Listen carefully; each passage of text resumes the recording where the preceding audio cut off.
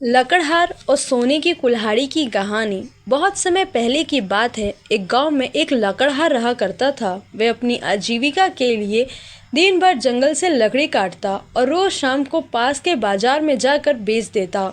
एक दिन की बात है कि वह तालाब के पास में एक पेड़ काट रहा था।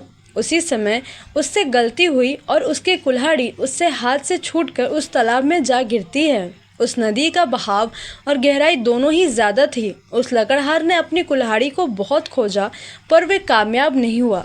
अंत में वह हार मानकर नदी किनारे बैठ गया और रोने लगा। उसके रोने की आवाज सुनकर नदी की देवी उठी और उस लकड़हार से पूछा कि क्या हुआ। तब लकड़हार ने अपनी कहानी बताई। तब पानी की देवी को उस पर दया आ जाती है और वे उसकी मदद करने की पेशकश करती है।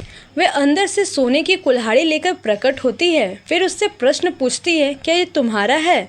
वह कहता है, ये मेरा नहीं है। फिर नदी की देवी चांदी की कुल्हाड़ी लाती है और वही प्रश्न दोबारा पूछती है। अंत में फिर नदी की देवी लोहे की कुल्हाड़ी लेकर वापस आती है।